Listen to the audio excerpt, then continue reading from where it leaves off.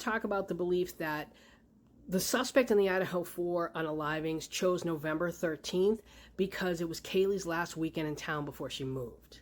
And I also want to address the belief that Kaylee and not Maddie was the target. We've all seen this photo. If you go to Kaylee's Instagram page, nothing on this page indicates that she was in town for the weekend. Here's one from November 11th, where she went to a formal with Dylan. Nothing on Kaylee's Instagram page made any mention or made any indication that Kaylee had moved out of the King Roadhouse. To anybody following that page, they would have thought she still lived there. So I don't think that weekend or the date of November 13th was chosen because someone thought this was their only chance or their last chance because Kaylee was the target.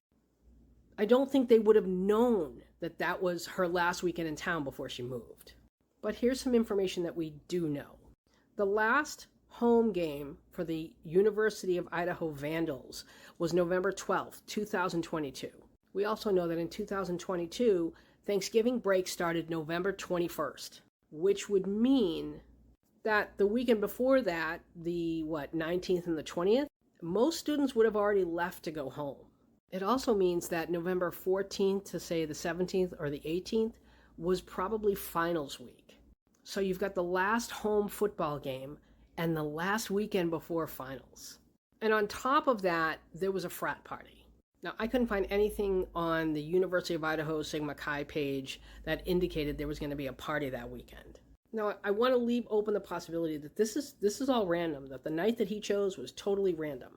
But given the fact that there was a football game, that it was the last weekend before finals, and given the fact that the suspect went into that house in the early morning hours, that makes me wonder if that weekend was chosen with the intention of getting the inhabitants of that house at their most vulnerable. That the goal of the suspect was to go into that house when they believed that the people living inside of it were either asleep, intoxicated, or both. But here's the thing. In order to take any of these data points into consideration, you would have to have considered them in the first place. And your average unaliver who's just walking through the area, they're not going to consider whether or not it's Thanksgiving break or is this house associated with a college. If your intention was to attack those specific people in that house, you'd have to have a pretty good idea that they were going to be there.